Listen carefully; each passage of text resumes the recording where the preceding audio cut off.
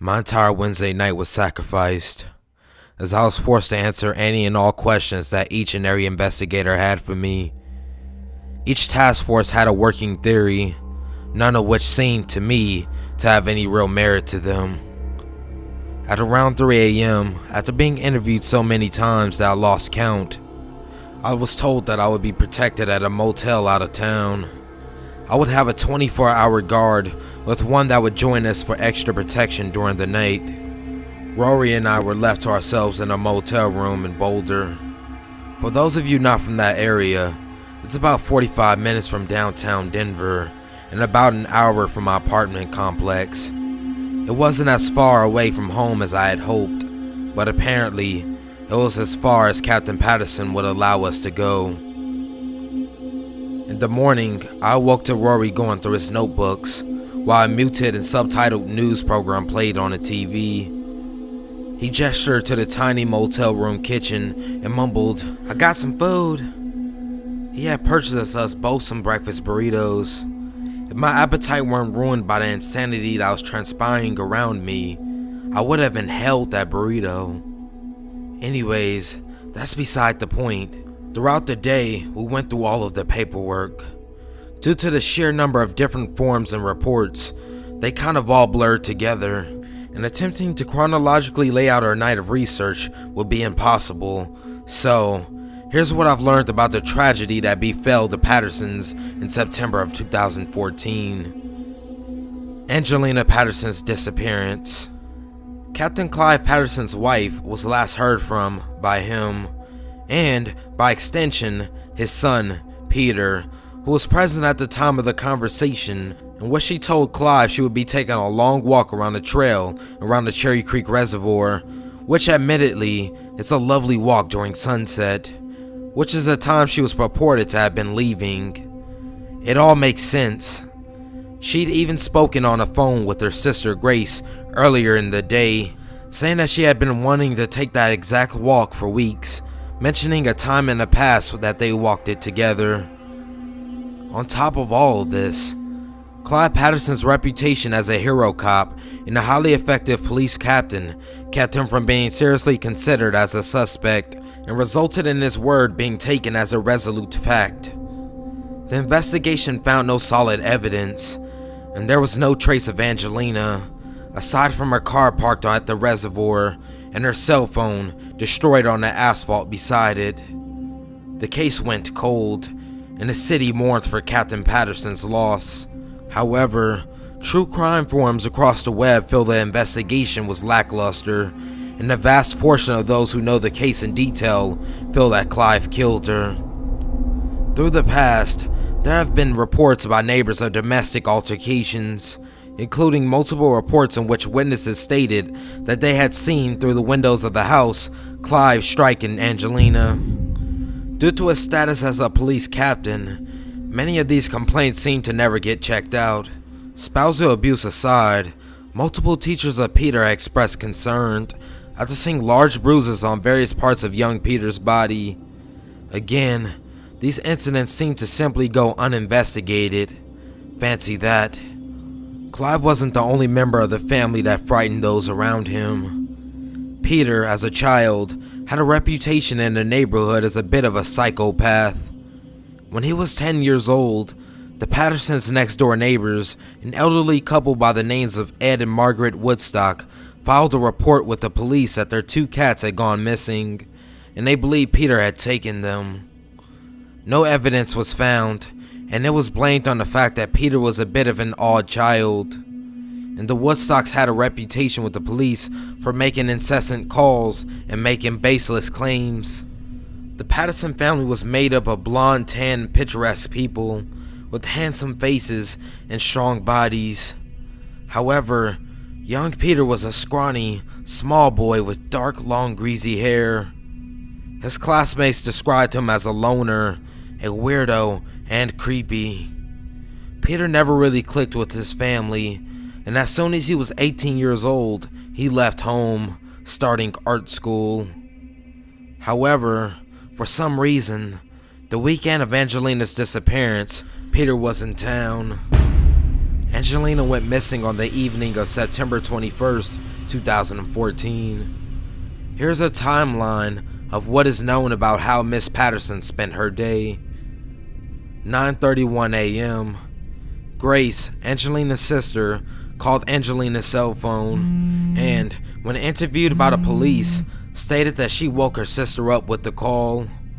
It is during this call that the sisters speak about walking at Cherry Creek Reservoir.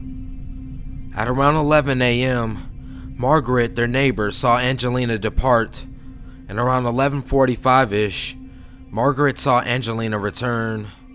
She had gone to the grocery store and had a number of large bags that she carried inside. Margaret made sure to mention in her police interview that no one ever helped Angelina put the groceries away. At 1 p.m.-ish, the Pattersons had a shouting match while at lunch at Red Lobster. It was reported by all witnesses to have happened around 1 o'clock. With their time of arrival varying largely from witness to witness, the manager stated that things never got violent, but their argument was apparently disruptive enough that he almost asked them to leave. But due to the Pattersons' frequent visitation, he knew that Clive was a police captain and he did not want to fuck with that. At 1:17 p.m.-ish, from referring to a surveillance videotape of the parking lot provided by the manager, the Pattersons can be seen getting into the car and departing. 1:33 p.m., a text sent to Angelina's phone to her sister Grace reads, "I can't believe Clive." 1:39 p.m., a response from Grace, "Oh my god, what this time?" 1:41 p.m., Angelina, "He just loses his shit at nothing. He screamed that I was a cunt and Red Lobster." Grace, "Disgusting. He makes me want to throw up." Angelina, "He's always had this. I don't know why I think he'll change."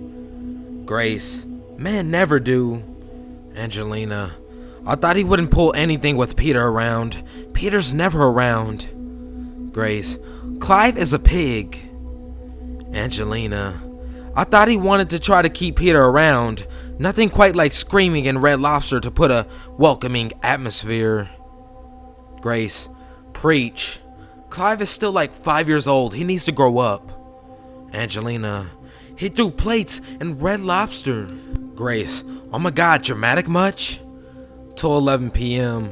Angelina, "I have to start getting dinner ready. Talk to you later. Love you." Grace, "Dinner? What the fuck is 2? What is this, Thanksgiving?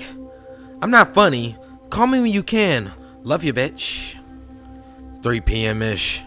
Margaret reports that she heard shouting, clanging pots, and saw Peter walk out of the house before climbing onto the roof to smoke a joint. In her police interview, Margaret made sure to express her frustration that she couldn't call the cops because the pot was legal. 4:11 p.m. to 4:39 p.m. Angelina calls Grace at 4:11 and they speak on the phone until 4:39. Grace stated that the call was nothing out of the ordinary. Angelina complained about the usual stuff that will plague her weeks with mild annoyance, and whenever Grace would inquire about the Red Lobster incident, Angelina would get flustered and say she didn't want to talk about it. Grace noted that she would occasionally hear Clive's voice, followed by a sigh from Angelina. Then she would hear the receiver being pushed against her chest as Angelina attempted to mute their conversation. 5:30 p.m.-ish. In this police interview, Peter mentions that another argument occurred during dinner, in which he states that his mother at one point shouts, "I could just leave," which in turn prompted Clive to respond with, "Go ahead, no one would miss you." 6 p.m.-ish. Margaret reports seeing Angelina leave in a tizzy in her blue Prius, wearing exercise clothes. A few minutes later, Clive gets into his car. Margaret states that Clive got into the driver's seat, started the car, then went back inside, leaving the door open before returning, tugging Peter's arm and making him drive. 6:17 p.m. to 6:59. Buddy Bellucci, a police sergeant, reports that Peter and Clive arrived at the precinct. Joey states that a chipper Clive was showing Peter around the facility, who was enjoying looking around. Buddy stated that Clive received a phone call from Angelina, and Clive said, "Hey, where are you?" Joey reports that after Clive hung up, ending the call, he said to Peter, "Your mom's taking a walk at Great Lawn Park." This is where things get weird. Buddy Bellucci, many years back, when he and Clive were just starting in the police force, had been partners. The two were reportedly very close and spent many lunch and dinner breaks together. True crime bloggers believe that Clive put Buddy up to say these things. Also, no such cell phone call is present on either Clive or Angelina's phone records. 6:31 p.m. An outgoing phone call from Angelina's cell phone dialed to 911 is ended after 14 seconds before the call is answered. This abruptly ended phone call is the last trace of Angelina Patterson. The interesting thing here is that according to the phone records, the call did not end from the end button being pressed. However, the cell tower lost track of the cell phone.